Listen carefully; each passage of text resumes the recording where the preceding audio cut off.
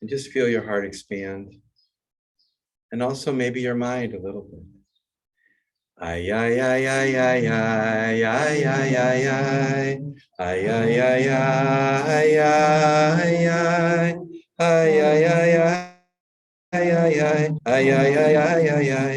Ay, ay, ay, ay, ay, ay, ay, once more. Ay, ay, ay, ay, ay, ay. Ay, ay, ay, ay. Ay, ay, ay, ay, ay, ay. Ay, ay, ay, ay, ay, ay.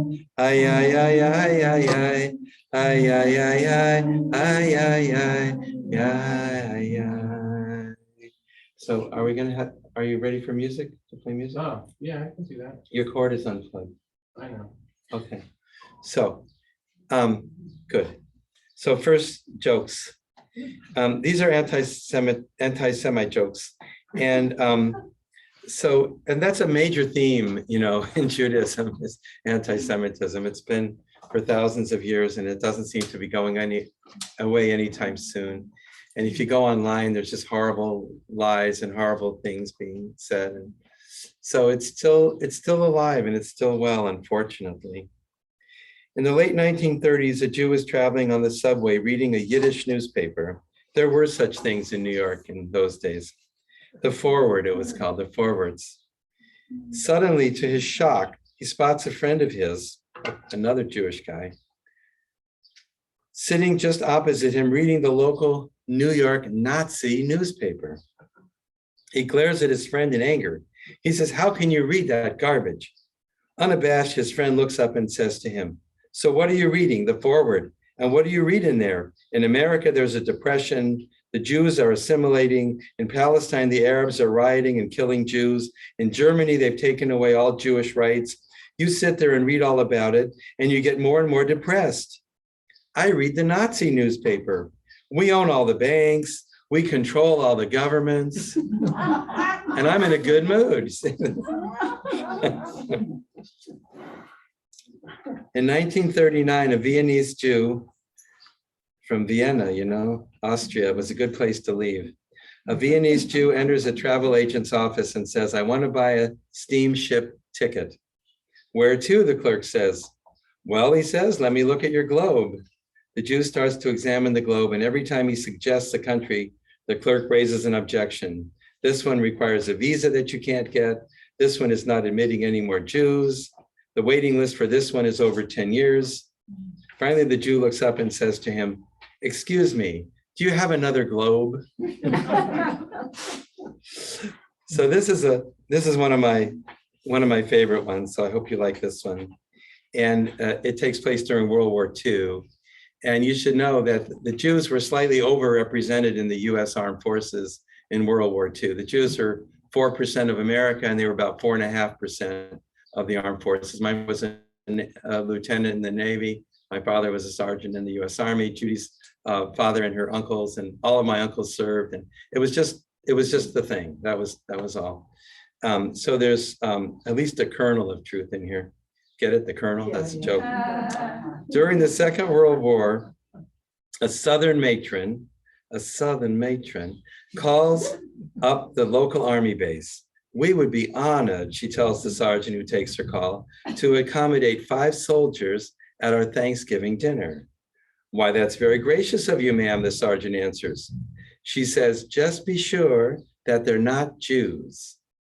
"Oh, I understand completely, ma'am." Thanksgiving afternoon, the woman answers the front door and is horrified to find 5 black soldiers standing in her doorway. "We're here for the Thanksgiving dinner, ma'am," one of the soldiers says. But your sergeant has made a terrible mistake," the woman says. "Oh, no, ma'am. Sergeant Cohen never makes mistakes."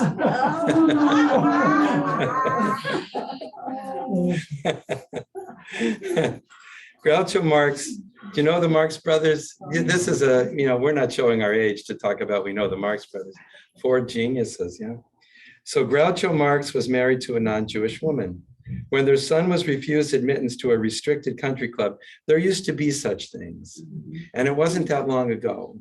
And I'm going to tell you something politically incorrect, but I had a teacher in Tucson in the early 70s who came to Tucson, Arizona. This is Tucson, Arizona. She was a rabbi's wife called a Rebbitzin. And her husband died, and then she took over his mantle and she taught his classes, which was really special. She was great.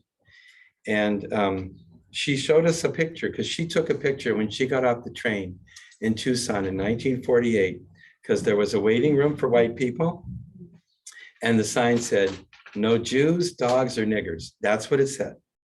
So that was 1948, and it's not that long ago. So Groucho Marx was married to a non-Jewish woman. When their son was refused admittance to a restricted country club, Groucho sent the club a telegram.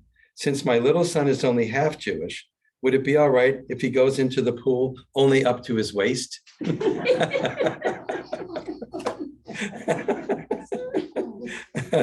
So those are tonight's jokes. And that gave Joshua enough time, maybe, to get some music for us. Huh? What's the first one? The first one is Richard Tucker. What's it called? Alt-Tain? Alt-Tain, yeah.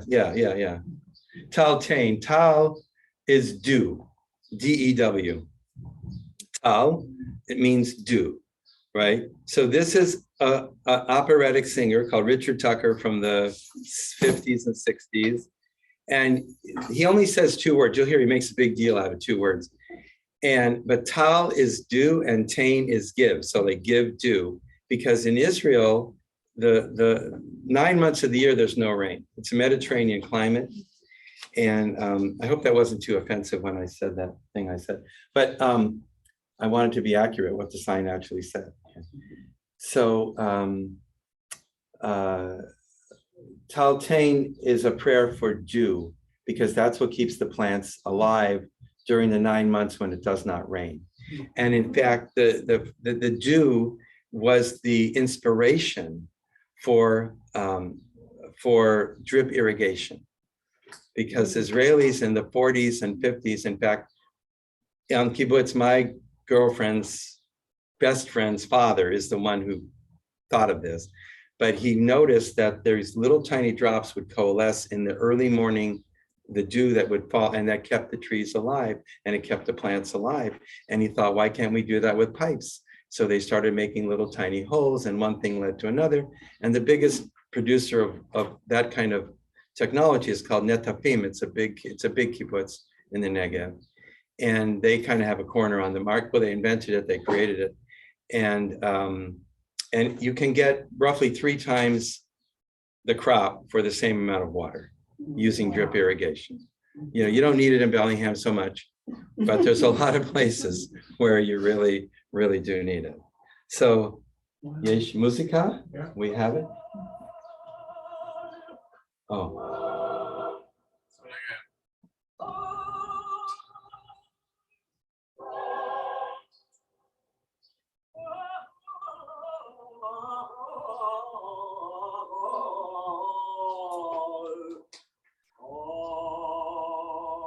He's still on one word, you know.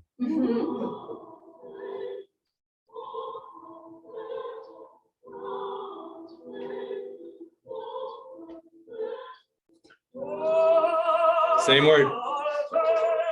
Okay, 2 words. Okay, so that's good. I wanted you to hear, this is a classical cantor. This is a Reform synagogue, a big, wealthy synagogue in New York.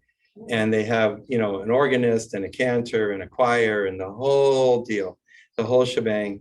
And so they had operatic voices. This is one of them. And that's the kind of thing you would hear. Very different. So I'm giving you a lot of range here. Now, this is a group of Hasidim. This is ultra-Orthodox Jews that are singing. And then I'll share with you some conservative Jewish voices. Okay, so different. One is Reform Classic. One is, this next one is ultra-Orthodox Hasidim. They're called Hasidim.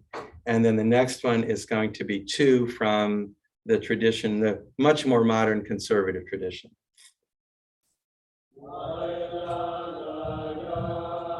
It's a nigun, you know what it is. And this is like 30 or 40 guys.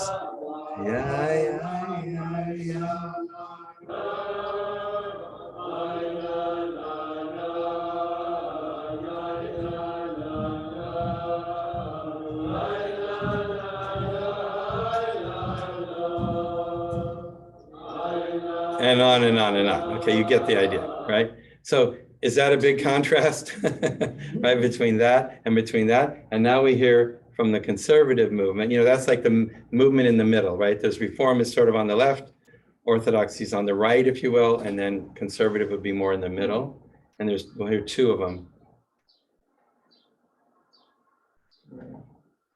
Maybe.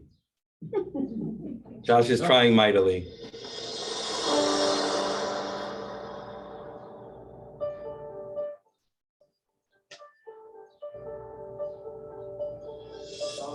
Oops, sorry.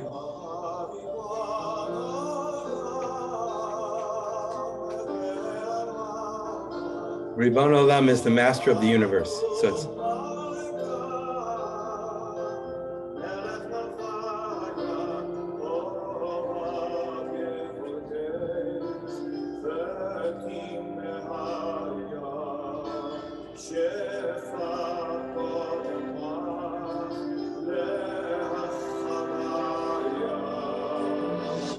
okay, so you can hear that. That's what you'd hear in a very large conservative synagogue, something like that.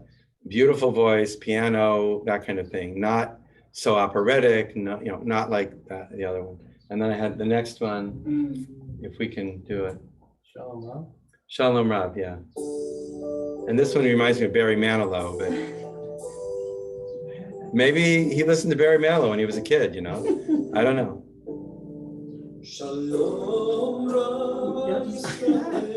Right? Barry Manilow does Hebrew,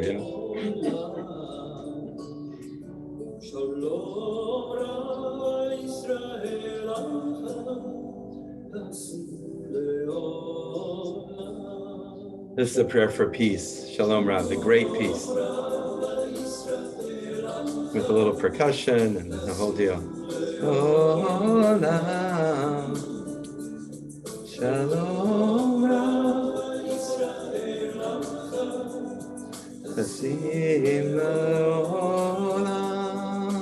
Okay, thank you, Joshua, so much. So he salvaged it. You see, we didn't have the big speakers, we got the little speakers, so that's great.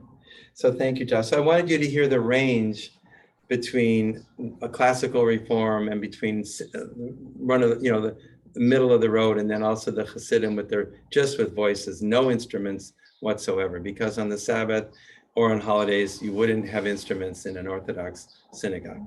So let's see, where are we? So we talked about Abraham as a boundary crosser, Jacob as a God wrestler, Joseph as a dreamer, Moses as the lawgiver. The Jews come into the land, and more accurately, we could say the Israelites, because there were still 12 tribes at that time. So more accurately as the Israelites come into the land.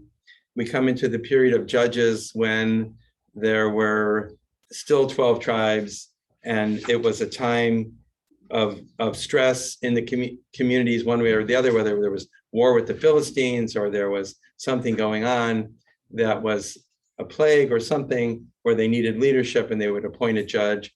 And of course, Devorah was one of the judges, and also, Devorah, and then of course Samson, and so forth and so on. So do we have images tonight? Yeah. Okay. So we're getting close to the image time that we need images. And then after and that lasted for several centuries. That was 2 or 3 centuries that there were judges. The people wanted a king. So Saul was the first king, as you know, which was a semi-tragic situation, and his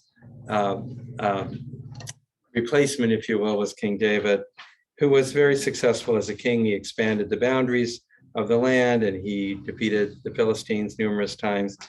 And but he did have one weakness that we know of for sure, if not more than one, and you know what that was. So do we have Bathsheba? So oh, you're getting it. I see something. Yeah. So you have to go back a couple slides. I think one forward. So I know what that is, but you don't yet. So can it come down? Or What if I pick the TV up? Oh. Yay, thank you, Joshua. So King David, like many powerful men, has one particular weakness. So I'm going to read to you from the Complete Idiot's Guide. They weren't going to do music tonight, but I guess they are. So it's okay. So you know the story about Bathsheba. Bathsheba, Bat is a daughter, Sheva means seven. So she's the seventh daughter of someone, right? So she was daughter number, he ran out of names, whoever was naming her, and called her Bathsheba. His next daughter is probably Bathshmona, daughter 8. So David's achievements make him appear almost angelic. His faults help to keep him human. And so great a man was he that the people and even God himself could eventually forgive him his one great unspeakable sin. Kings, like presidents, this was written at about the time of Clinton, by the way. Kings, like presidents, seem to suffer from overheated sex drives. In a remarkable insight of the Talmud, preceding Freud by thousands of years, the rabbis understood that the greater the person, the stronger his libido. Greatness goes together with excessive energy, which can be different kinds of energy. Bathsheba was not a palace intern, but she did live nearby, right? And we know what happened when she took a bath, and then he invited her to the palace, and one thing led to another. And then David sends Uriah into the forefront of the hottest battle that he might be smitten and die. So you could easily say that he committed adultery. First of all, coveting. We read the 10 Commandments in here 2 weeks ago, right? Coveting, and then of course, adultery, and then of course, murder. So what happens in that situation in a normal, not a normal, but in any other country that surrounded Israel at the time, or any other country that was on the face of the earth 3,000 years ago, what happened? What would have happened? Nothing would have happened, right? The king there would be the press would have a big heyday, and it would be all over the internet about what the king did. No, it would be absolutely, because if anybody even suggested it, what would happen? Right? Off with his head. Never before in history was there such a scene as the one that followed. The prophet Nathan means given. Natan is given or a gift. The prophet Nathan appeared before King David, supposedly to ask advice about a minor crime. There were 2 men in the same city, one rich and one poor. The rich man had very large flocks and herds, but the poor man had only one little lamb that he had bought. He tended it, and it grew up together with him and his children. It used to share his morsel of bread, drink from his cup, and nestle in his bosom. One day a traveler came to the rich man, but he was loath to take anything from his own flocks and herds, and prepared a meal one day a traveler came to the rich man, but the rich man was unwilling to take from his own sheep. He prepared a meal for the guest by taking the poor man's lamb and prepared it for the man who had come to him. The prophet Nathan asked the king what should be done in such a case. King David was in a rage, and he proclaimed, "The man deserves to die." And Nathan, before the majesty of the monarch, proclaimed, "You are that man." Imagine that scene for a moment. From where we sit in the 20th century, it is hard for us to grasp the significance and the awesome daring of this confrontation. It was the prophet against the state, the spirit against the sword, the mystic against the monarch. I love that, the mystic against the monarch. And the response of the king, what did King David say? Chatati, I have sinned. He said, I have sinned and I stand guilty before the Lord. So 2 master themes emerge from this story that still have a powerful impact on Jewish psyche to this day, 3,000 years later.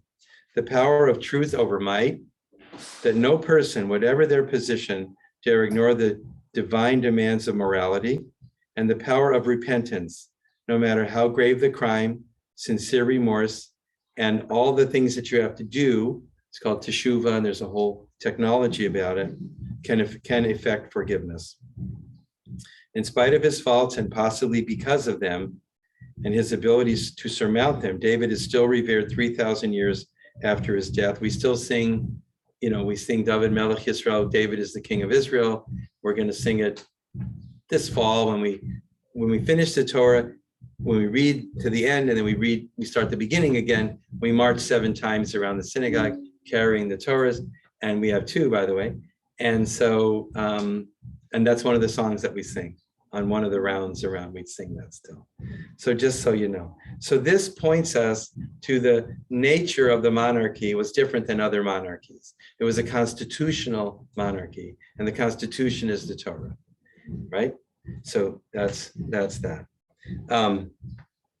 Good. I want to read for you a little piece from Jews, God, and History. And there's a lot of, today is a little bit heavy on the reading. But it's also very important because we're going to get to the breakup of the northern and southern kingdoms. And it's very critical to have a good understanding of when that happened, how that happened, and what results from that happening. So let's see. This is about the constitutional monarchy, which we just talked about. It was a form of government used for brief periods by the Greeks and the Romans, and then faded to disappear until the signing of the Magna Carta a long time later. Because of the free and direct contact between man and God in Jewish monotheism, however, the Jewish idea of kingship differed from that of the pagans. The pagans attributed divine descent to their king. He was the state religion, and the center of their religious cult. Not so with the Jews, who never thought of any of their kings as descendants of God. The Jewish king was as accountable to the law for his judicial, moral, and religious conduct as any other citizen. There were no special laws, no special exemptions for the Jewish king. And you'll notice that Bibi Netanyahu, who was the prime minister of Israel for, I think, 12 years, is currently under indictment, and they're investigating him for corruption and graft and taking bribes and that kind of thing. I have no idea if he's guilty or not, but I think it's maybe politically motivated. I don't know.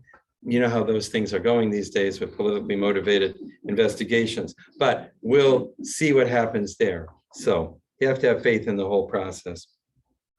So King David dies. He enlarges the land of Israel. He conquers some to the north. He conquers to the east. He can't conquer to the west because it's all water, right? And so he dies, and his son is Solomon, of course. David does not build the temple, but he chooses Jerusalem as the capital of Israel 3,022 years ago. So do we have that? Can we show that to Peggy and everybody else? So this is I like this image, it's beautiful.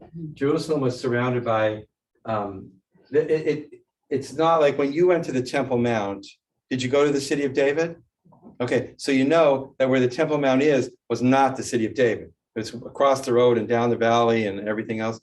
So, but this, what Solomon did was he took Mount Moriah basically, and he made a plateau out of it, right? It was a mountain, and they basically chopped off the top third of it to make a flat space to put the temple, right? And then Jerusalem built up around it. So this is a beautiful image of Jerusalem early on, So, and Jerusalem has been the capital for the Jewish people for 3,022 years, which happens to be 14 times longer than Washington, D.C. has been the capital for the American people. So I just like to point that out. So then the next is, but Solomon does build the temple. And so this is kind of an image of the temple, right?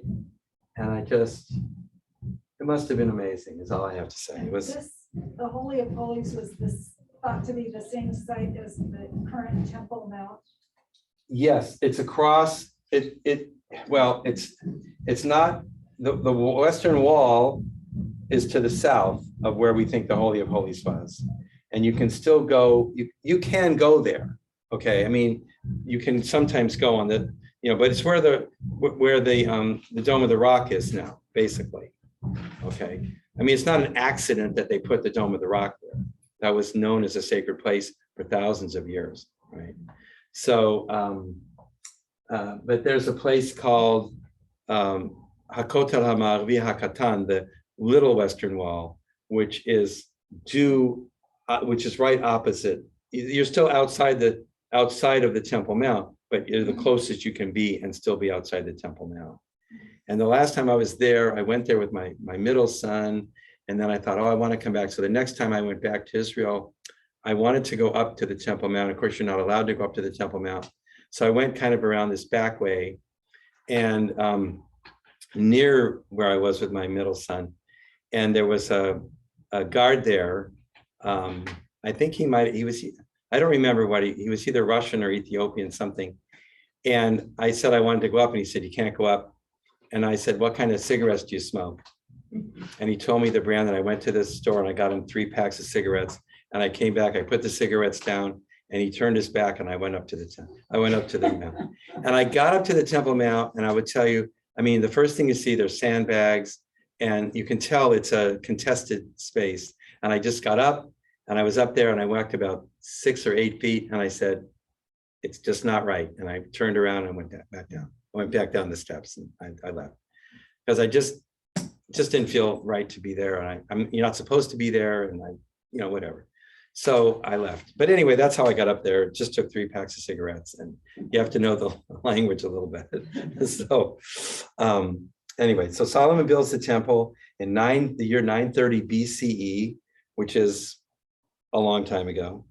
And Solomon, like his father, had a great appetite, as it were.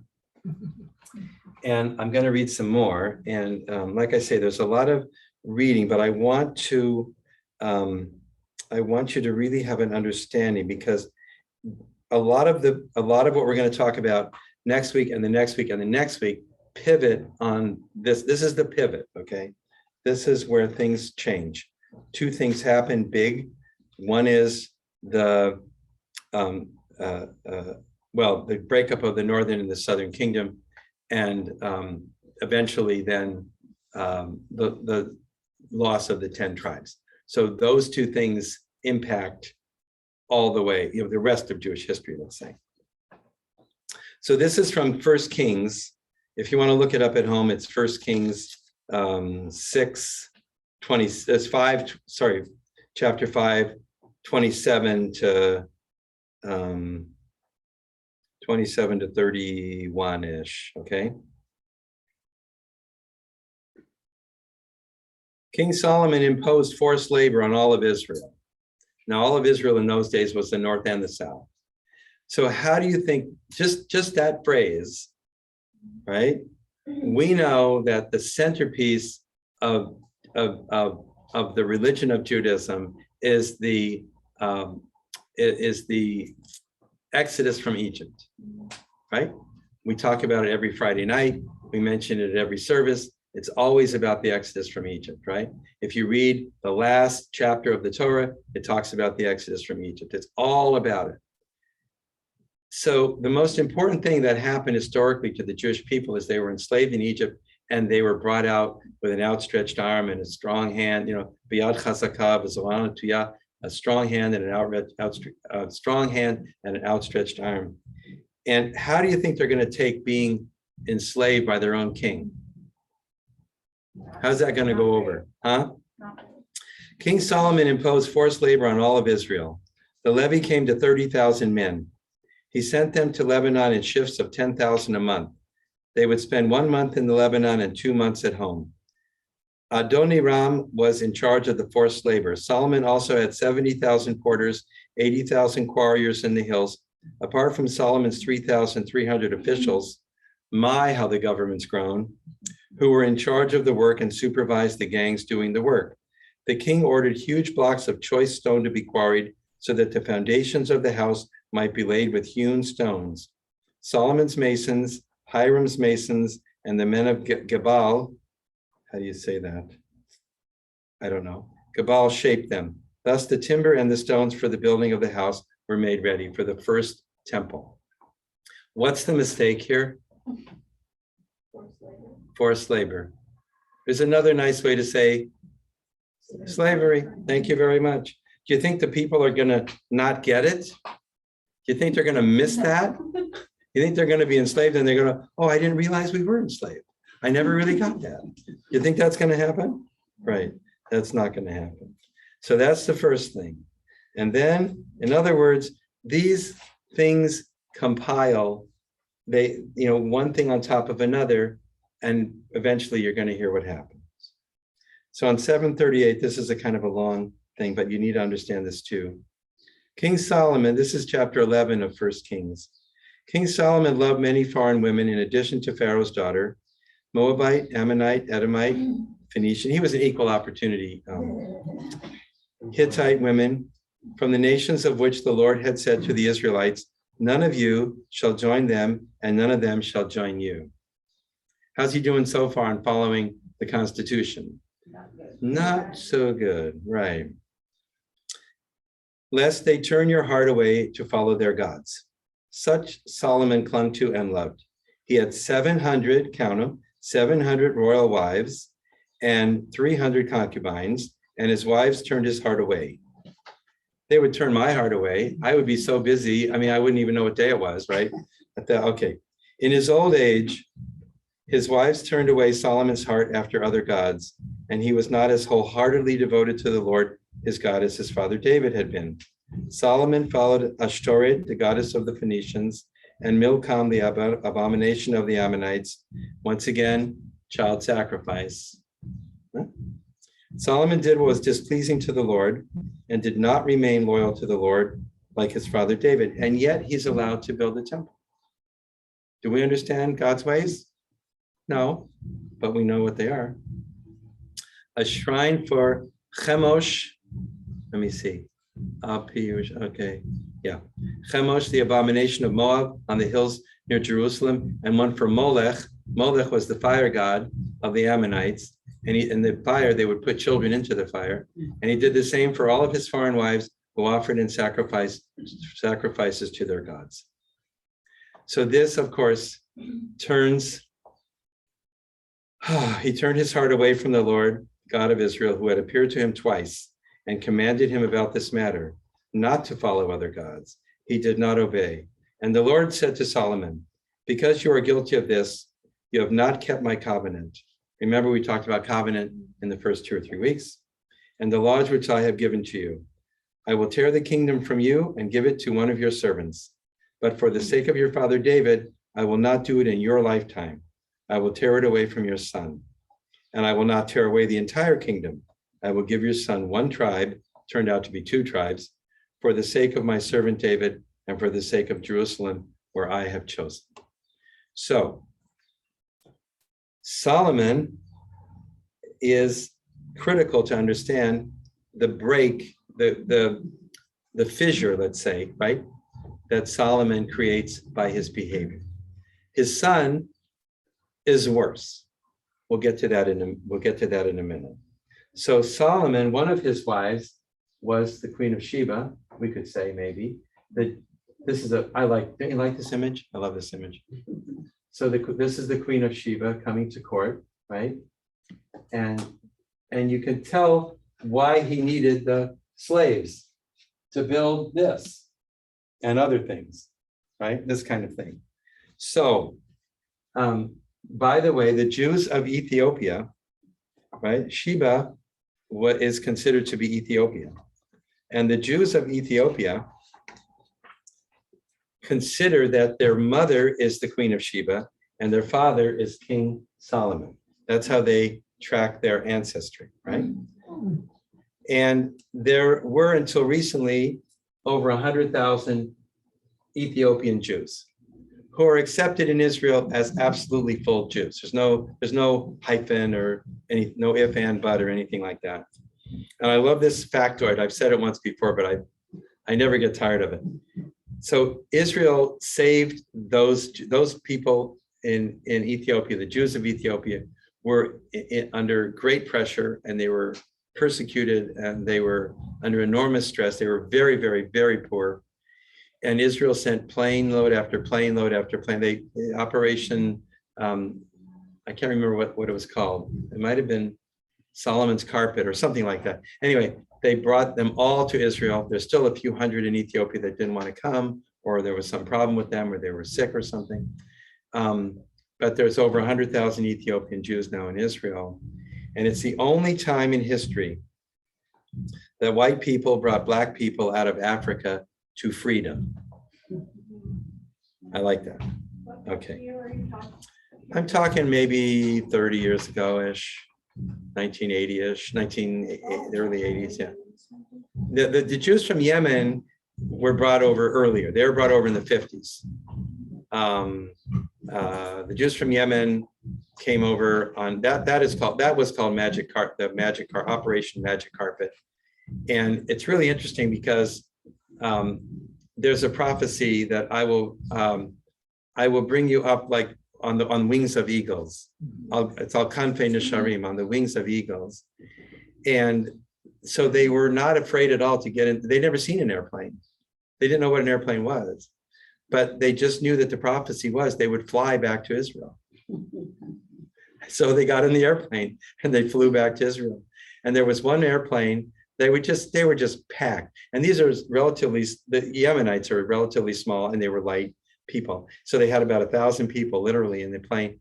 And it took off with about 1,000 and it ended up with 1,001 because a baby was born in the air on the way to Israel. So it was really kind of a magical ride. Yeah. With the advent of genetic testing, is there any debate going on in Israel about, well, those people really aren't Jewish, or if you're raised Jewish? No. And have always believed you were Jewish? No, I mean, there was a rabbinic ruling very early on that these are Jews. I mean, they have the Torah, they read from the Torah, they have Jewish customs, but they don't have, for example, there's certain holidays they don't have because they were separated earlier. They don't celebrate Purim because that's from the 400 BC, and they were already in Ethiopia before that. So they don't. Some of the things that we know of, they didn't even know. Now I think they've adopted it and so forth and so on. But it's really interesting, and it's also there's various ways to come into the Jewish family, so to speak. You don't have to be born in; you can be brought in. So they just decided these are Jews, and that's all there is to it. And they did whatever tests, not genetic tests, but what are called halachic tests. In other words, are they keeping the laws? Can we create a direct lineage back to before the destruction of the first temple and that kind of thing?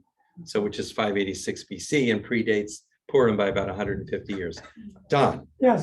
How do they fit in that rainbow of conservative, liberal, and so on? I think they're pretty traditional folks, but they have some of their own traditions too that are not. They don't have rabbis. I think they're called kesem. There's a different name for their religious leaders. They have different traditions. They have different rituals. They have different things. Because how it is. Like this is a bad. Maybe it's not a bad example, but there's how evolution works, so to speak. Well, cultures evolve as well. Like there's animals on the Galapagos Islands that are not anywhere else in the world because they were isolated. So the Jews of Ethiopia were isolated. And so they built their own traditions and they kept them for many, many, many centuries. So yeah.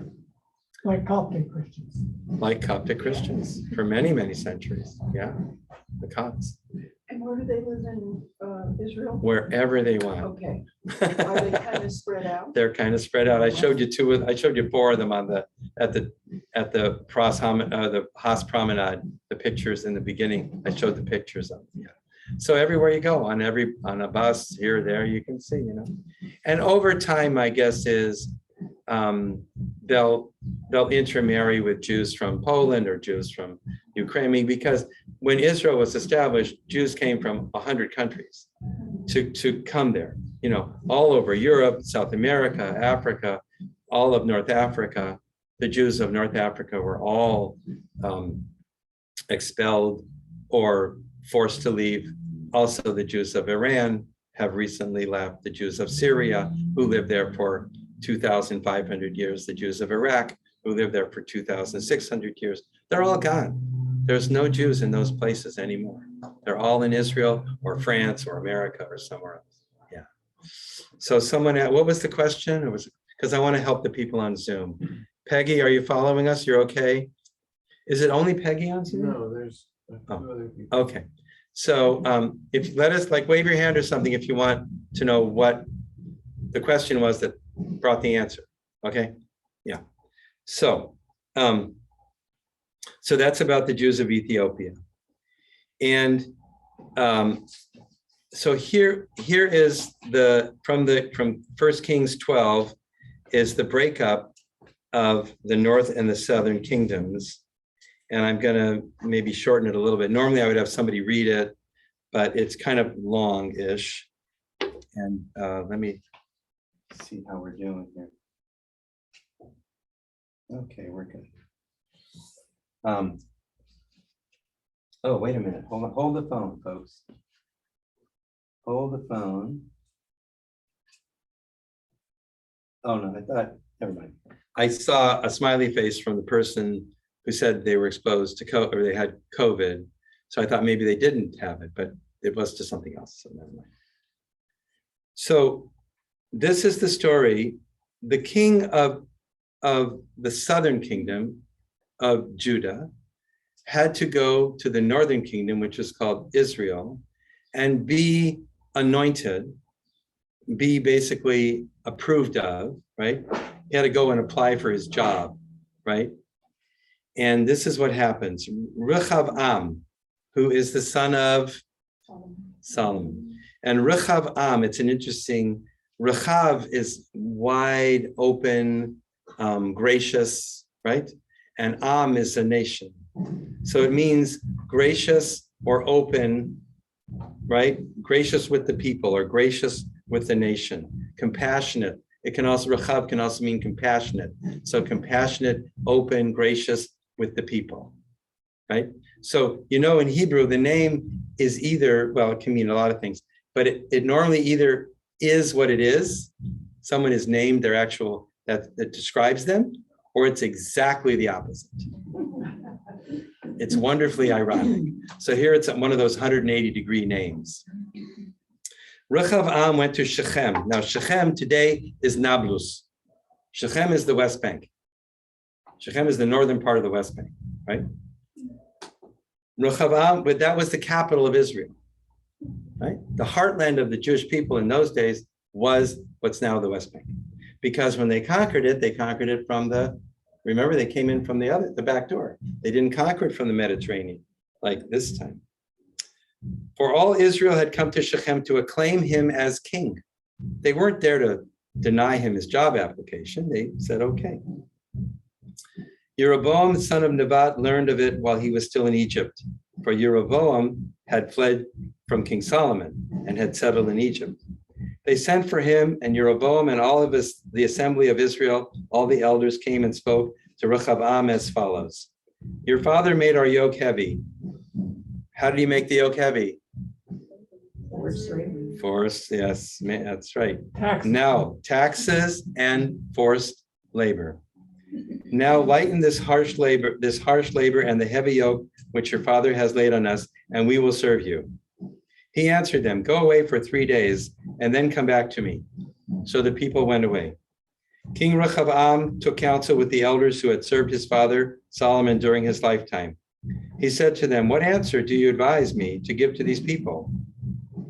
And they said to them, if you will be a servant to those people and serve them, and if you will respond to them with kind words, they will be your servants forever. But he ignored the advice the elders gave him and took counsel with the young men who had grown up with him and were serving him. The young men who grew up in the palace, right? So King David earned a living, right? He was a shepherd. He was used to sleeping on the ground, right? But his son wasn't. And his grandson certainly wasn't. He was spoiled, rich brat, okay? And who would he have for friends? The same. It's the same, exactly.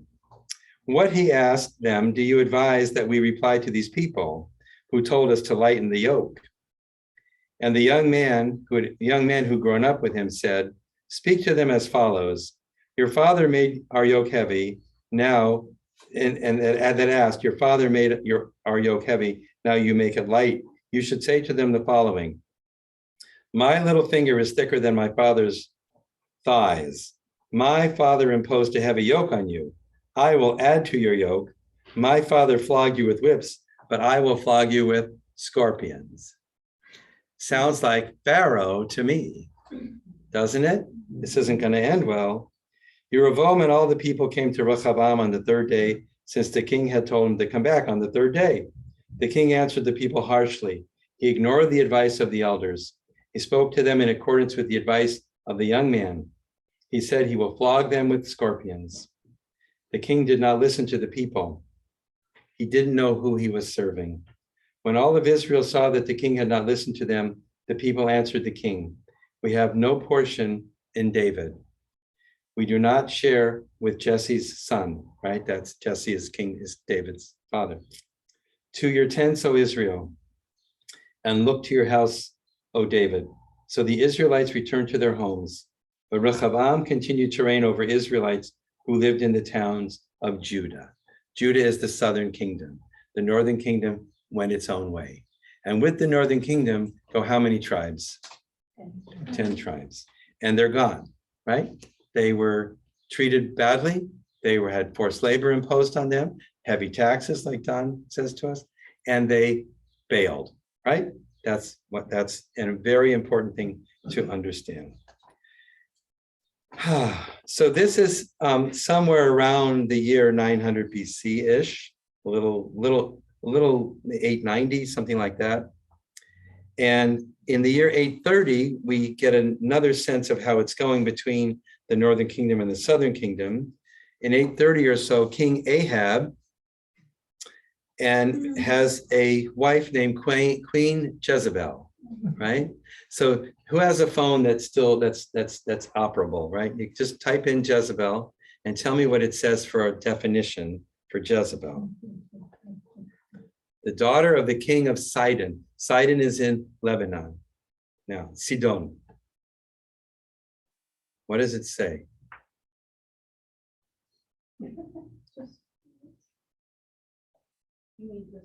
Just the definition of Jezebel.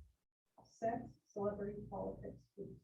That's a TV show. Oh, a TV show. See? That's the second TV show. Remember I had Crossing Jordan TV show? So what about a definition? It's a word in English. What? Okay. Loud so they can hear you on The the Zoom. first one is just the one from the book. The Yeah. other is often not capitalized, an impudent, shameless, or morally unrestrained woman. Okay, Interesting. so that has that connotation. She was the daughter of the king of Sidon. She was a conniver, a murderer, an idol worshiper, and a child sacrificer, right? So how are things going in the northern kingdom so far?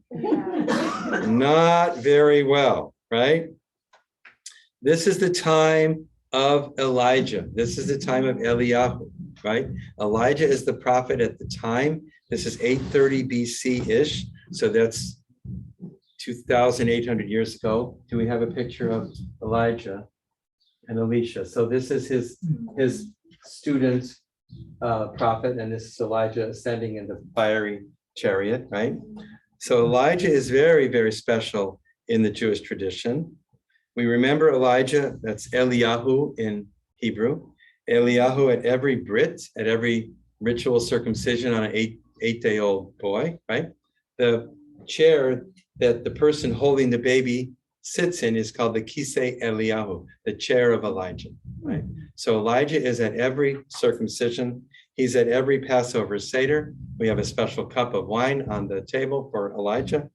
We also, every Saturday night, when we do this separation between Saturday night and the rest of the week, we sing a song about Elijah, right? Eliyahu.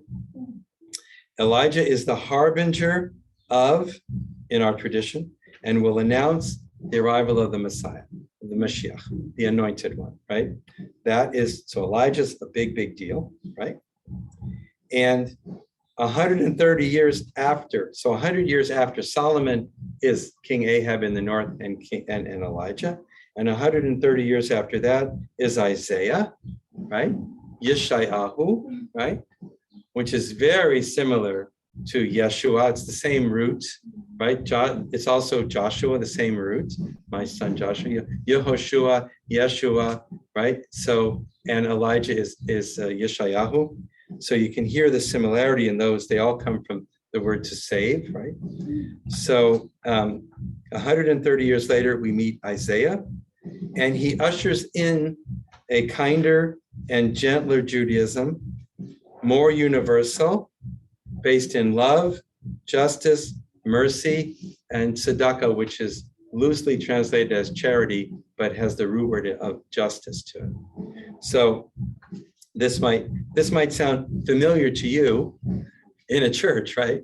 So in other words, a kinder, gentler Judaism, more universal in nature, based in love, justice, mercy, and charity, right? So that is the beginning of the shift from biblical Judaism to rabbinic Judaism on what I call the prophetic leg. And I don't have a blackboard or a whiteboard. Do you know, Jan, if there is one around here? I know it's rather archaic to have a blackboard What do you want? or a to do? whiteboard. Huh? You want to write on it? I do. I want to write on some, but it's okay. It's not. Next week, I need a blackboard or a whiteboard. Could you say that again, the shift from what? Biblical Judaism, which is temple-based, sacrifice-based, cult-based, to modern rabbinic Judaism, which is prayer-based and acts of loving kindness-based and that sort of thing. Okay, so good. How are we doing? Are we doing? We're doing okay. I got one thumbs up, and she's leaving. If we were all doing that well, there wouldn't be anybody here. So Show a whiteboard. no, it's okay. It's all right. So I just want to ask how we're doing. I'm just checking in. We're okay. Good. Okay. We're actually making up time here, so this is good. So I'm not sure I followed your shift. okay. Well, when I read from Isaiah, you will. Okay, but let me read also from Jews, God, and History, because he talks about it too. Because we meet the prophets. In other words, Elijah's a prophet, but he doesn't change the essential message of Judaism. But Isaiah, Amos, Jeremiah, and Micah do. Okay, they change. In other words, well, let me read for you. Yeah. So what was it that the prophets taught and what they exhorted to the people? What they said, and it's remarkable that they were not put to death for saying it. This is in the time between the breakup of the northern and southern kingdom and the destruction of the northern kingdom by the Assyrians in 722. Okay, this is that 150 year period that the prophets begin to appear, and they begin to prophesy that unless things change, unless the people behave in a moral way, unless their leaders behave in a moral way, that it will lead to destruction. It does not matter how many sacrifices you bring to the temple. It matters how you behave. This is a fundamental shift in the religion. Okay, are people getting that? Could you just say it again, please? Oh my God, the whole thing? No, that's the very last sentence. It's a fundamental shift in the religion. That's what I Okay, needed. yes. What the prophets said, and it's remarkable that they were not all put to death for saying it, was in effect that ritual and cult in and of themselves were of no value to God. Humanity, justice, morality, they contended, were superior to any cult. But if you read the Torah, you read the 5 books of Moses, the entire book of Leviticus is about the sacrifices that we have not done for over 2,000 years. Why aren't we following the Torah? Because we're following the prophets. God, they said, did not want rituals, but that's not what God said in the Torah, but that's another discussion. God wanted higher moral standards from people. God abhorred sacrifice, they contended. Therefore, it was no sin if one did not offer sacrifices to God. The real sin they held was corruption and perversion of justice. This is prophetic teaching. Okay? So that begins to shift, to create a shift away from temple and the temple, not the holy temple in Jerusalem, and away from sacrifices and away from the priesthood and the cults. Okay? Now, who would that be a threat to? Priests. The priests, that's how they make their living, right? People bring a calf, people bring a cow, people bring a goat, people bring a bird, whatever, and they share in the food, and that's how they eat, and that, right? But the prophet said, this system doesn't work anymore. It's corrupt. Yeah. Anybody else say something like that you can think of? Hello, because he's on the prophetic leg. That's where he is. Jan. What time frame was that shift? Obviously before the second temple was destroyed? Oh, way before the second temple was destroyed, Okay. How even come? before the first temple was destroyed. I'll get to it. Yes, yes, yes. Isaiah, okay, so here's when the prophets lived, okay? Amos lived from in the 750 BC range, okay? And you know, in BC, when the numbers get smaller, it's closer, right? So 750, 745, 750. Isaiah lived roughly 740 to 698. So when is the first temple destroyed? In 586. Right, 586. The northern kingdom is invaded by the Assyrians in what year? Do you know at all? 722, exactly. So Isaiah lives from 740 to 698. So he's 18 years old when the northern kingdom falls to Assyria. Do you think that had an impact on his thinking? He saw that they were corrupt. He saw that Elijah had warned about it a century before, and he saw that it was destroyed by the Assyrians. Right? So it impacted his thought, and it reflects in his prophecy, which I'm going to read to you a little bit of it in a minute. Okay. So are we good on the time frames? Are we good here? Yes. Jan is good. Anybody else good? Thumbs up, thumbs down. Where are we? This is really, I want you to really get this, okay? Because all these things are tied together and they move things in a certain direction. Oh, we have a comment? From Margaret M. Yeah. She says, many Catholic saints from the medieval period and certain Protestant reformers said the very same thing, the same criticism of cult over justice. Yes, yes. Yeah, you'll hear about it later from Luther, but that's another story. But he didn't love the Jews. I'm sorry to tell you. I'll read something from his books. You'll be amazed. Oh my God. Don. The lectionary today in many churches uses from the Old Testament frequently, like last Sunday from Hosea, from the prophets. Yes. And yes. I hear that all the time. All the time. And us too. Okay. Because if you draw, and I'll draw it for you next week, but if you start, and I always draw it down for some reason, but if you start with Abraham and you come down, and then there's a leg, basically a prophetic leg that comes off. And the Jews that you know now are on that leg, and the Christians are also on that leg. It's the prophetic leg. And so we're both on the same leg. We're children of the same mother. In other words, biblical Judaism is our mother. Okay. We were roughly, Rabbinic Judaism begins 4th century, 3rd, 4th, 5th century BC, right? Christianity, as you know, begins in the first 6, 7 decades, right, of the 1st century. So Rabbinic Judaism was essentially a toddler when Christianity was born, when you were a newborn, and then mommy died. but that's another story. Okay. So let me read for you from Isaiah, which is one of my favorite things in the world to do. And I have this small print because I didn't want to bring two books. So I apologize. So I need to find it in here. Page 1238. No, that's not it. Page 980, sorry. False alarm. I thought, oh no. This is the reading on Yom Kippur. This is the reading on the holiest Jewish day of the year. Okay, this is the reading from the prophets, right? We read from the Torah, the 5 books, and then we read from the prophets every time, okay? And this is not something new, because if you know, right, Luke 4:16, Jesus goes to Nazareth, right?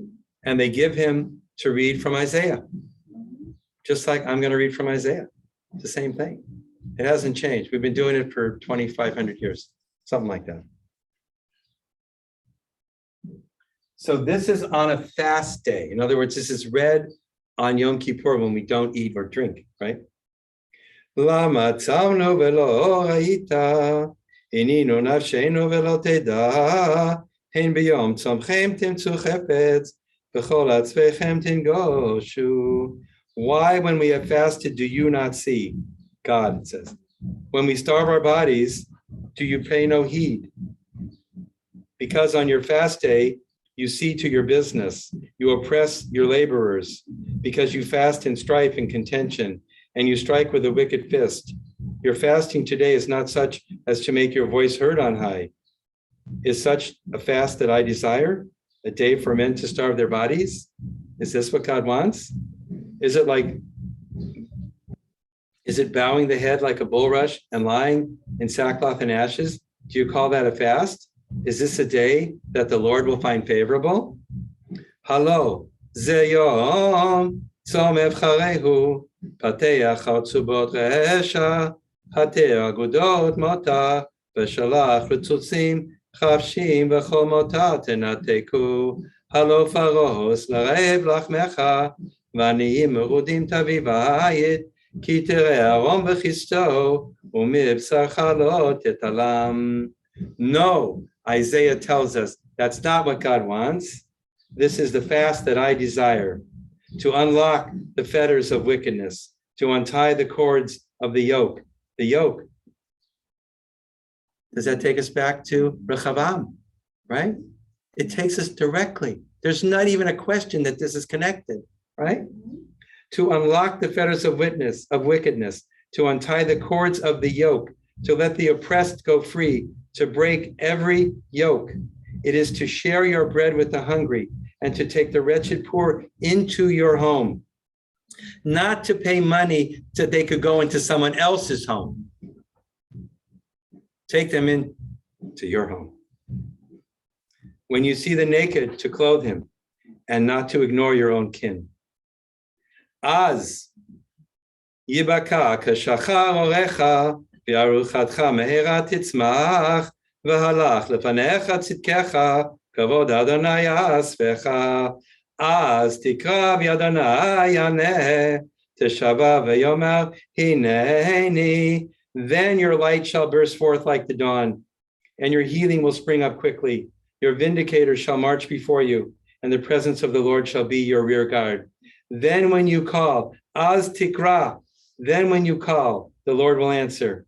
When you cry, God will say, Hineni, here I am. If you banish the yoke from your midst, the menacing hand, the evil speech, and you offer your compassion to the hungry, when you satisfy the famished creatures that are among you, then shall your light shine in darkness, and your darkest day will be like noon. The Lord will guide you always. He will slake your thirst in all the parched places and give you strength to your bones. And you shall be like a well-watered garden, kagan rave, a well-watered garden, like a spring whose waters never fail. This is Yeshayahu. This is from Isaiah. And this is different, very different than Leviticus. You still have in the Torah, of course, love your neighbor. You have v'ahavta l'reacha kamocha. You have love the stranger in your midst. V'ahavta hager asher b'sharecha. You have also, to love God, but you don't have it like that. Exactly. You also have to give tzedakah. You have to keep the corners of your fields, right? The gleanings. There was the foundation for it, right? But Isaiah says God doesn't want fasts that are not that are just physical expressions of something that's meaningless. And it's the same thing with the sacrifices. Amos says the same thing. Jeremiah says the same thing. So does Micah, right? So this is a shift for us, right? Micah, by the way, hold on. Micah is 737 to 690. So he also overlaps the destruction of the first by the Assyrians. And Jeremiah is later. He's 626 roughly to 586. Okay, so he's a little later. And the key here is, okay, there was a question, a quick question. It's okay after. Good. Okay, great. So I want to go back to the Jewish. This is so. This is from Micah. He has told you what is good and what the Lord requires of you, only to do justice, to love goodness, and to walk modestly. Did he mention sacrifices? Did he mention the temple? No.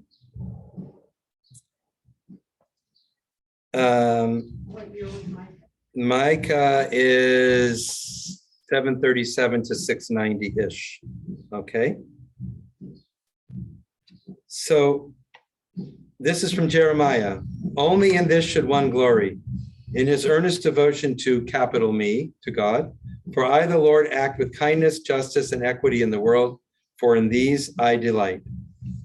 And of course, then you have the root of it all, which is love your neighbor as yourself, is the major principle of the Torah, is from the Talmud. So we have a major development that begins to happen before the destruction of the first temple, way before the destruction of the Northern Kingdom in 722, right? And begins to percolate, right, in the Northern and the Southern Kingdom. But in the Northern Kingdom, if Isaiah was 18 when the Assyrians conquered it, could he have had a big influence on the Northern Kingdom? Could Isaiah have influenced the Northern Kingdom if he was 18 years old when the Northern Kingdom was destroyed? No, he couldn't, right? And neither could the other prophets. But the Southern Kingdom wasn't destroyed. And there was a 140-year period between the destruction of the Northern and the Southern Kingdoms. And in that time frame, the voice of the prophets was heard in the land, and it made an impression on the people. So that by the time the second destruction happened, which is of Judah, they'd already been exposed to prophetic thought for 140 years, and they reacted differently. What happens to the 10 tribes in the north when they're destroyed by the Assyrians? Do we ever hear from them again? They're lost forever. What happens to the Jews in the southern kingdom when they're destroyed by the Babylonians in 586? We're still here. Hello, right? Why?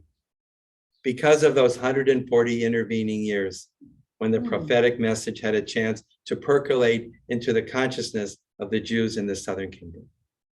That's why. Do I have a picture of the Assyrian conquest? What's the next slide? Oh, this is the Assyrian conquest in 722. So this is, he's leading the captives. These are the Jews and these are the Assyrians. And he's leading them back to wherever they're taking them, right? To Afghanistan or wherever, they dispersed them. They didn't let them stay together. And these, of course, didn't make the trip, let's say. So, so you understand that with the destruction of the Northern Kingdom, we lost 80% of the tribes are gone because because either they didn't listen to the message or the message hadn't been given to them yet before the destruction happened. But 140 years later, when the Babylonians destroyed the second temple, it's a very different situation. The Babylonians take them to Babylon, the Jews stay together as a community, they begin to pray in what later becomes synagogues, and the entire process continues. But it's very critical that you have this as your foundation, right? To know how the break happened and how the prophets arose to impact Jewish thought in those days and in these days. You know, October 6th or so is going to be Yom Kippur. I think it's October 6th. I'm going to read that. And I read it every year. And so that's, you know, I give away a lot of the parts. I don't give that away, right? And on that day, there's no sermon. There's no way I'm going to speak the same day that Isaiah is speaking. There's no sermon that day because it's Isaiah is the sermon that day, right? So good. How are we doing? Good. We still have like 15 minutes. Wow, we can get ahead. Okay, so we're going to show the picture of the Assyrian conquest again, or we're not. Okay, we're not. Like I said, we're not going to show the picture again. Okay. So after this, after the northern kingdom is destroyed in 722 BCE, right? The concepts of the prophets and the mobility of the religion has not been established. So the 10 tribes are not able to survive as tribes. They're not able to survive as Jews. They're not able to survive as Israelites because they didn't have the prophetic thought. And once they lost their holy place, once they lost Shechem, which was where their temple was, they were lost. Just like almost every other culture that ever was. A culture has a lifespan of 500 years to 1,000 years. Okay, Rome had a lifespan of 500 to 1,000 years. Greece had a lifespan of, yes, there's a country called Greece, but it's not Greece. It's not the empire of Greece. Egypt was much longer. Egypt was a few thousand years of creativity and productivity. But typically, and probably 99% of cases, a culture is active, creative, and vibrant and powerful for 500 to 1,000 years, right? And it will be the same for America. I'm sorry to tell you, it will be the same for us. It's hard to believe it. It's painful to think about it. Look what happened to Britain. 100 years ago, Britain, 120 years ago, England was the most powerful force that ever was on the planet. The sun did not set on the British flag. The entire India subcontinent, much of Africa, all kinds of places were British. And now, I think we're almost, I think the pound is worth about $1.20. And it used to be $5 to the pound. Yeah. When my father was in the army, So, and of course, in those days, a pound was a lot. I mean, it was a pound of sterling. So it was a lot of money.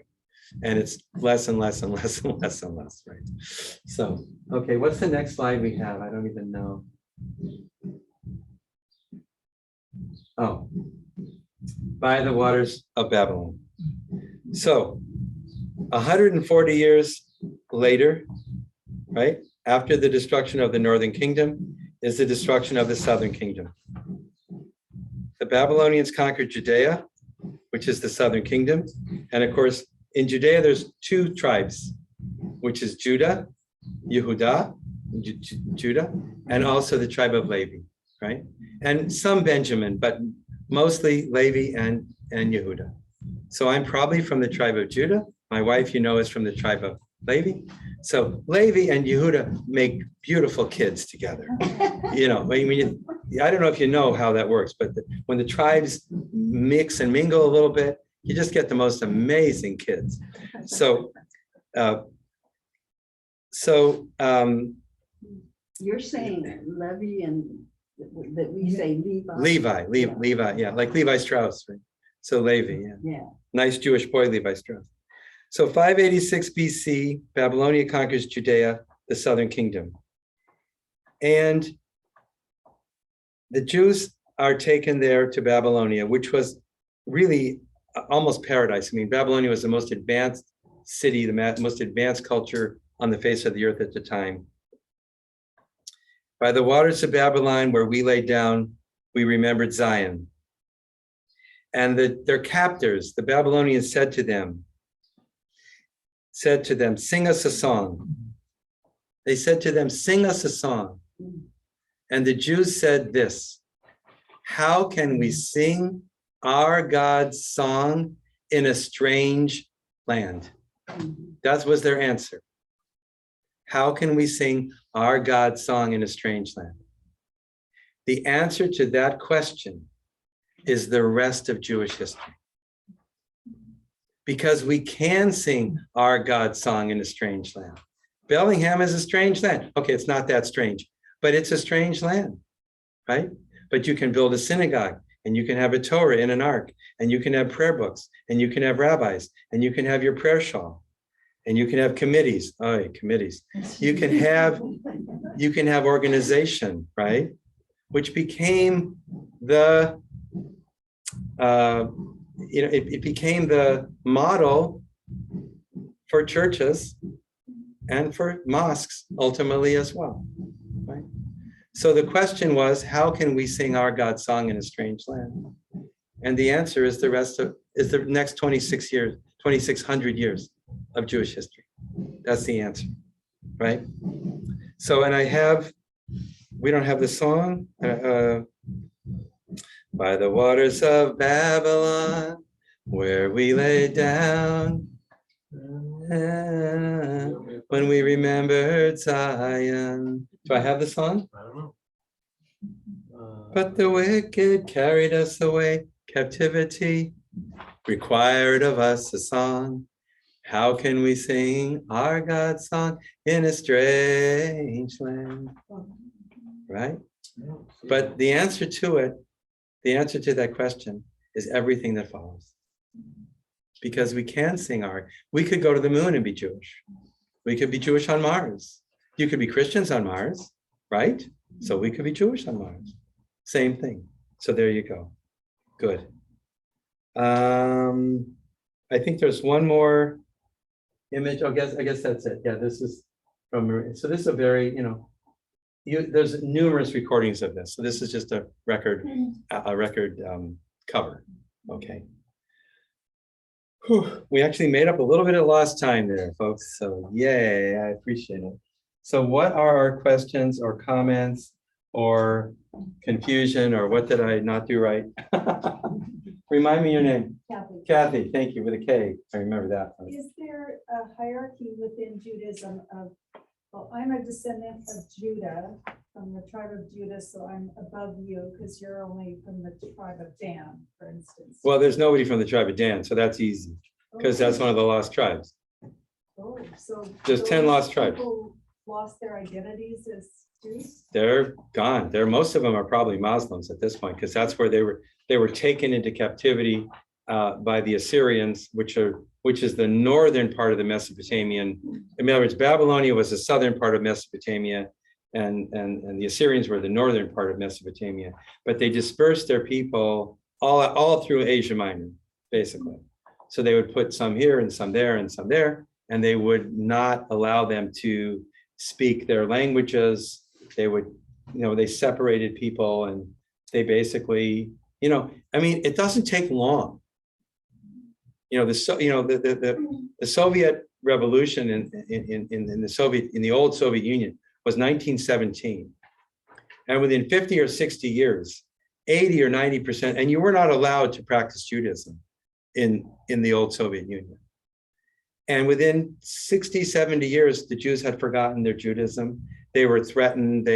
If you went to synagogue, you'd lose your job. If you did something, you'd lose your scholarship. If you did this, so they were intimidated and threatened, and they basically lost. So when the Russians came to Israel in the 80s and the 90s, most of them knew nothing about Judaism. They didn't know Hebrew. They didn't know the holidays. They didn't know the culture. They didn't know the history. They didn't know anything. You know, when I went into Russia in 1980, it's a long story, but I smuggled in 21 books.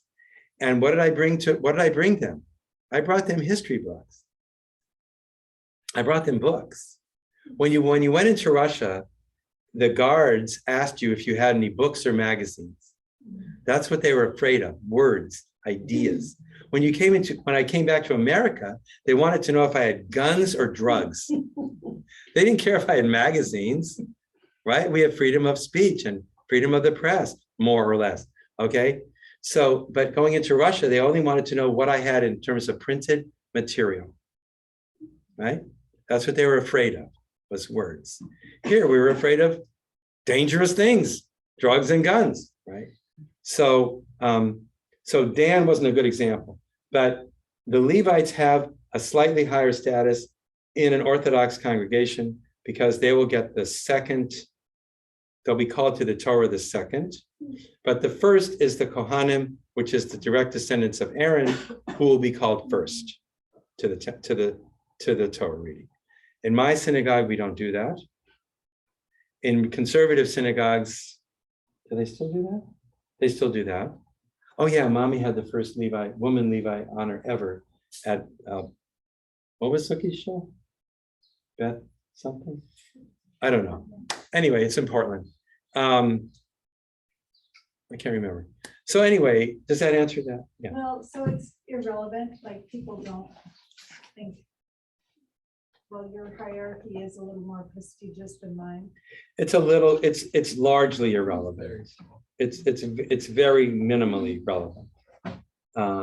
Yeah, it's not, I mean, there's certain customs that the descendants of Aaron don't do, like going to cemeteries, so they wouldn't, there's certain elements of ritual that they would never do that I get to do. I mean, washing a body and things like that, I can do, they can't do it.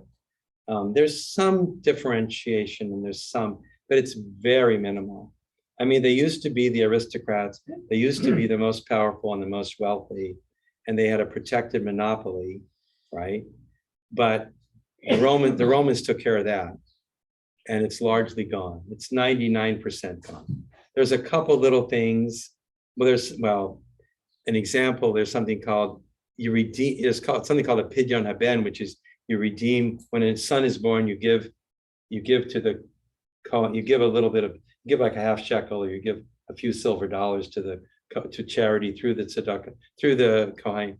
But we didn't have to do it because Judy is a Levite. So we don't have to give that gift because it basically comes to us. So we didn't have to do it. These are little tiny things. They're not, they're just vestiges. They're just little remnants. You know, they're tiny threads from what used to be a very large garment. You know, they're tiny threads. Yeah. Jen. I'm gonna take you futuristic here. When I was in Israel, I got to see the institute that is getting everything ready for perhaps a third temple. Right, the so Temple the Institute, temple yes. sacrifice Yeah. can happen again Sure. before Messiah will come Right, again. right. You want to share a little bit about that? Well, you know, I mean, I know Reuben Prager pretty well. I mean, Reuben Prager used to come to Bend, Oregon, and he created the Beged Ivri, he created the garments. He also created the half shekel. I have the first 5 or 6 half shekels. Each year he made a new half shekel, starting in about 1995, maybe a little later, 2000, 2001. And he would come to Bend every year, and we would host him around different places. And he was with the Temple Institute, and he had his own thing called Beged Ivri, and you know, so there are some Jews, and I think it's a very small percentage, that are very interested in recreating a third temple. But I think it's a very small percentage. It's not a, first of all, Jews don't agree on anything. So something big like that, you know, you would have, you just couldn't do it. I mean, there'd be so much, it would just be an absolute nightmare. I mean, there'd be a lot of bad feelings. It's something left alone, I think, because you'd have people vehemently against it and vehemently for it, and it would be really bad. It would be very divisive, and it would create a lot of ugliness, I think. You know, as far as I'm concerned, if the Messiah shows up and he says, it's time for the third temple, hey, bring me a shovel, I'm on it, you know, let's do it. But until that time, you know, it's not, you know, I mean, right after 67, if the Jews had wanted to, they probably could have. The Arab world was in a state of shock after the 6-Day War. They could have, but I don't know if you'd have to tear down the Dome of the Rock. That might get 1.5 billion people a little bit upset. And they don't have a big sense of humor, you know, they get kind of angry. So I mean, I just don't see it until those days, those future days that Christians are waiting for and Jews are waiting for, you know, not a lot of difference there. So in the back of the room, in the blue, Deborah. So you've left us at the point where the first temple has been destroyed. And the Jews are in exile. But they do, once they're released, go back and build the second temple. So sacrifice hasn't been completely done away with. This is How true. does that juxtaposition with what you're saying about why Jews don't sacrifice? Right. Well, I don't know if you remember, do you remember 8-track tapes? Yes, Yes. And you remember reel-to-reel tapes? yes. Yes. And you remember cassette tapes? Yes. Yes? Cassette tapes. All those 3 technologies could coexist at the same time in the same house. Because it did in my house. We had a reel-to-reel tape recorder, we had an 8-track tape player, and we had a cassette player, right? So all the 3 technologies could coexist at the same time. The same thing with this. The Jews in Babylonia did not build the temple. They had to create a religion that worked for them independent of the temple in Jerusalem, because they couldn't build a temple in Babylonia. Okay. So they had to figure out how to sing their God song in a strange land. Okay. And they did, right? Without So that was the beginning of rabbinic Judaism. And that percolates for 5 centuries until the destruction by the Romans. And when the temple is destroyed, there's something to replace it with. That's what Unlike when the Northern Kingdom was destroyed, there was nothing to replace it with. So it was replaced by nothing. You see? Yeah. Okay, great. Good. Phew, I got away with that one. Okay. No, it just So- makes what you said then later make more sense as to why most Jews wouldn't be looking for a third temple, because they have successfully replaced temple worship with rabbinical. Right. Exactly. We replaced, so Why would the they be looking question for was, backwards? yeah, I can't even remember the question, but it was that after the destruction of the first temple, the Jews actually do go back, you know, Ezra and Nehemiah go back and they rebuild the temple, which becomes the second temple.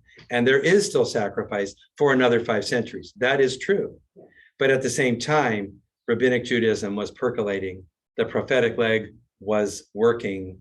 And when the Romans came and took the Jews captives or murdered them, they had a whole different idea that they could plug into, and they could sing their God song in a strange land.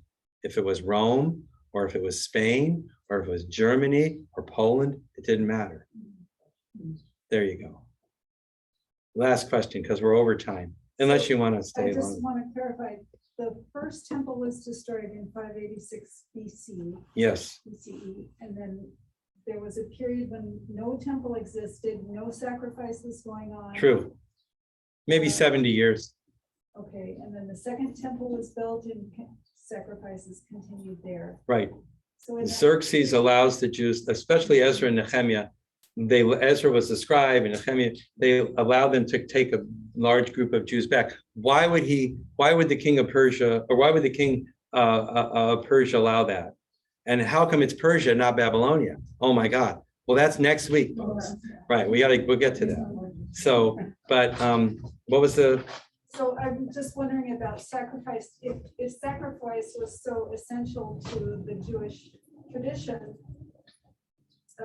before the prophetic era, what did the people do for religious expression during those? well, they began to create synagogue experience. They began to create prayer services. They began to write the prayers that we have to this day. They began that entire process of creating essentially a different religion. I mean, it's a religion that is built on the rubble of biblical Judaism, right? And we call it Judaism. We don't differentiate. It's Jewish, but in reality, it's a very different thing. We're not going to go home and sacrifice a goat, tonight. The goat's tomorrow night, right? Okay. I don't want to get my goat date wrong. So anything, last little tiny thing? Peggy says Oh, Peggy says, Jesus went to synagogues. we know, yes, Jesus went to synagogues. Yes, we know that, but that's, anything else? She says they were getting central to social and religious and educational life as a commoner of the time. Yeah, But we'll get there. we'll get there. Ay, ay, ay, ay, ay, ay, ay, ay, ay, ay. Ay, ay, ay, ay, ay, ay. Ay, ay, ay, ay, ay, ay. Ay, ay, ay, ay, ay, ay. Ay, ay, ay, ay, ay, ay, ay, once more. Ay, ay, ay, ay, ay, ay. Ay, ay, ay, ay. Ay, ay, ay, ay, ay, ay. Ay, ay, ay, ay, ay, ay. Ay, ay, ay, ay, ay, ay. Ay, ay, ay, ay, ay, ay, ay, ay. Hi, Peggy. You're only 6 centuries ahead of us, and you must have seen this movie already. She says, yeah. Thank you so much. We'll see you, I hope, next week.